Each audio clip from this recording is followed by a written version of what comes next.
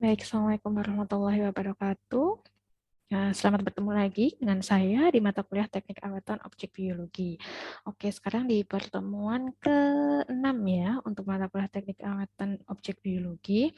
Jadi kalau kemarin kita sudah membahas tentang preparat mikroskopis, bagaimana proses preparasi sampelnya, cara mengawetkan sampel seperti itu, atau mempertahankan kesegaran dari sampel, dan juga proses fiksasi di materi kemarin pertemuan 5. Nanti hari ini kita akan belajar tentang proses dehidrasi gitu ya, ataupun pengurangan air dari sampel tersebut. Oke, sebelum dimulai dipersilakan untuk berdoa menurut agama dan kepercayaan masing-masing. Berdoa dipersilahkan.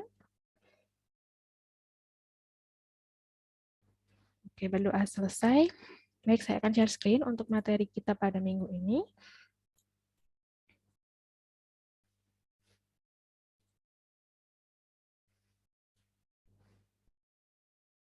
Baik, jadi untuk materi kita di pertemuan ke-6 ini adalah tahapan dari mikroteknik yang ketiga ya, yaitu dehidrasi, di mana dehidrasi, sebelum kita masuk dehidrasi, teman-teman harus tahu apa itu dehidrasi dan mengapa sih gitu ya, mengapa semua preparat mikroskopis itu dia harus melalui proses dehidrasi.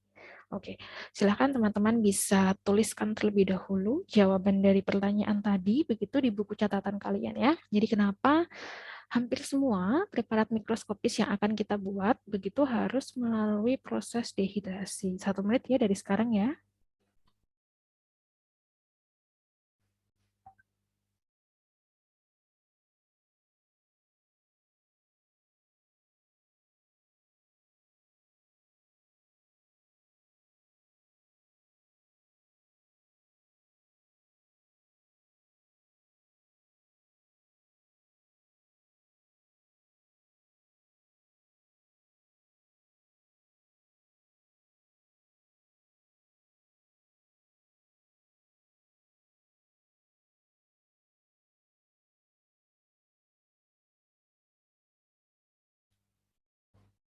Baik, kita lanjutkan. Nanti jawaban kalian yang sudah kalian tulis, kalian cek di penjelasan saya setelah ini ya. Oke, yang pertama adalah untuk pengertian dehidrasi, di mana dehidrasi itu merupakan suatu proses untuk menghilangkan air dari dalam sel penyusun jaringan dengan menggunakan alkohol bertingkat. Ya, jadi tujuannya untuk apa? Tujuannya adalah agar jaringan yang kita buat dalam preparat mikroskopis itu hanya berisi alkohol absolut. Jadi sudah tidak ditemukan air di jaringan tersebut.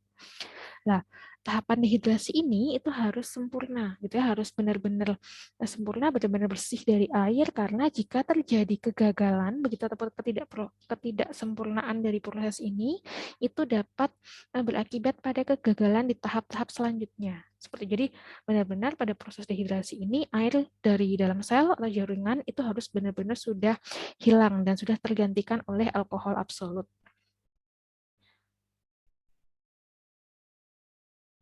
Nah, kenapa tidak diperbolehkan begitu masih ada air ataupun air dalam jaringan atau sel, itu karena nanti si air atau si air itu yang ada di dalam sel ataupun jaringan ataupun organ yang kita buat preparat mikroskopis, ketika dia sudah terjebak itu nanti dia tidak akan bisa bercampur dengan silol dan parafin saat di tahap-tahapan proses selanjutnya, seperti itu. Oke, alasannya silahkan ditulis ya. Kenapa kira-kira sih gitu ya? Kenapa si air itu tidak bisa bercampur dengan silol ataupun parafin? Silakan teman-teman tulis. Nanti jawabannya akan teman-teman temukan di part selanjutnya. Oke, selanjutnya adalah tahapan dehidrasi gitu ya. Tadi bagaimana tahapan dehidrasi? Yang pertama adalah dengan cara perlahan-lahan gitu, perlahan-lahan kita menggunakan dehidran. Dehidran itu adalah larutan kimia yang kita gunakan untuk mendehidrasi jaringan ataupun organ ataupun sel tadi. Itu dari yang konsentrasinya rendah meningkat sedikit demi sedikit sampai ke yang absolut, gitu ya, terutama untuk objek yang strukturnya halus ataupun kecil. Nah, untuk macam-macam dehidran yang umum digunakan di laboratorium adalah yang pertama adalah alkohol atau etanol, begitu. Terus yang kedua adalah dioksan. gitu ya. Yang pertama, yang alkohol atau etanol atau etil alkohol seperti itu kita kenalnya dengan nama dagang alkohol, dan ini adalah yang paling umum gitu ya. Larutan ini yang paling umum digunakan sebagai dehidran karena yang pertama harganya relatif lebih murah dibandingkan yang di pesan tadi. Terus yang selanjutnya adalah alkohol ini mudah ditemukan gitu ya, mudah ditemukan di toko-toko kimia terdekat. Selanjutnya, untuk yang alkohol ini begitu ya, kita menentukan konsentrasi awalnya itu kita tentukan dengan tergantung dari objek atau jaringan atau sel yang kita awetkan gitu ya, atau sel ataupun jaringan yang kita mau ambil airnya seperti itu. Umumnya kalau pada jaringan, sel ataupun organ yang halus, begitu halus ataupun lembut, itu bisa kita mulai dengan konsentrasi 30%, terus nanti naik ke 50%, naik ke 70%, ke 80%, 90%, 96%, dan yang terakhir adalah alkohol absolut gitu ya. Kalau misal objeknya itu tidak terlalu halus seperti itu, jaringannya tidak terlalu halus, nanti teman-teman bisa mulai dari alkohol 50%.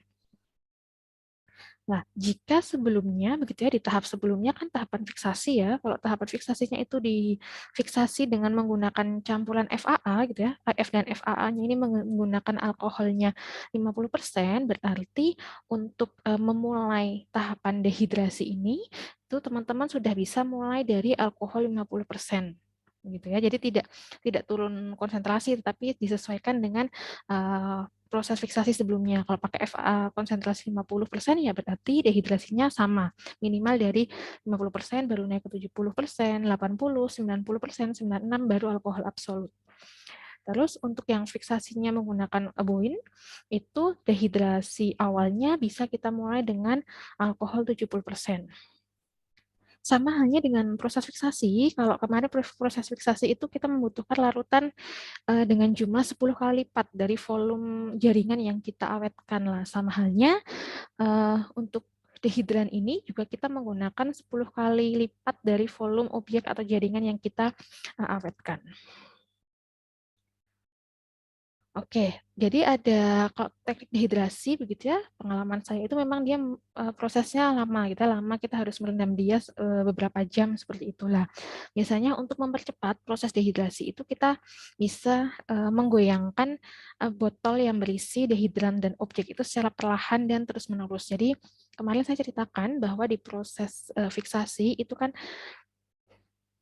apa namanya ada botol flakon ya, botol flakon kecil yang diisi uh, fiksatif 10 kali lipat dari ukuran ataupun dari volume si jaringan. Nah, itu sama ketika kita sudah ambil dari fiksatif, jaringan itu kita masukkan ke dalam botol yang berisi dehidran tadi, misal alkohol, misal seperti itu ya. Nah, di sini ketika di botol flakonnya sudah dimasukkan dehidran, kita masukkan jaringan yang berasal dari fiksatif tadi dimasukkan, kita bisa menggoyang-goyangkan gitu ya, menggoyang-goyangkan agar dehidran tersebut bisa menerobos ke sel-sel ataupun ke jaringan-jaringan yang sudah masuk ke dalam botol tadi seperti itu.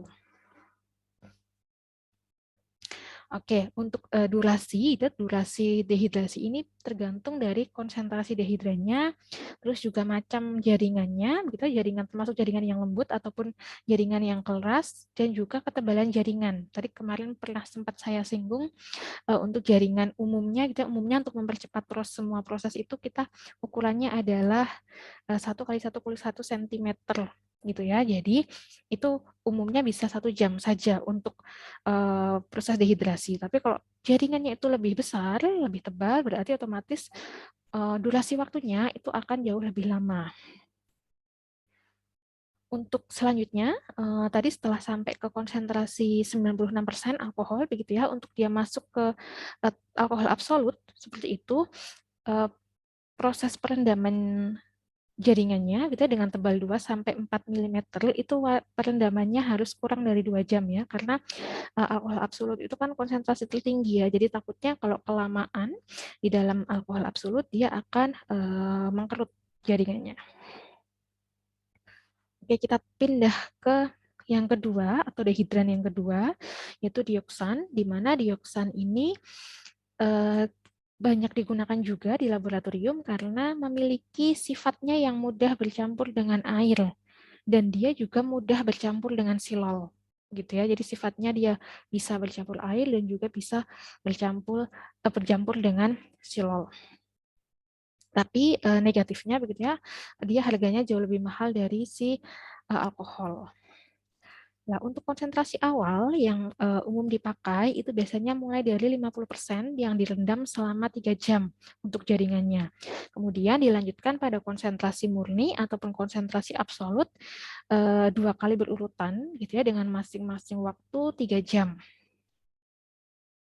Untuk jaringan yang proses fiksasinya menggunakan buin atau menggunakan formalin, itu terlebih dahulu harus kita cuci dulu gitu. Kita cuci dulu pada alkohol 70%. Kemudian kita masukkan ke dalam campuran alkohol 70% dan dioksan dengan perbandingan 1:1 terlebih dahulu, baru bisa kita masukkan ke dioksan murni selama 3 jam. Oke, cukup dari saya untuk materi dehidrasi kita pada preparat mikroskopis.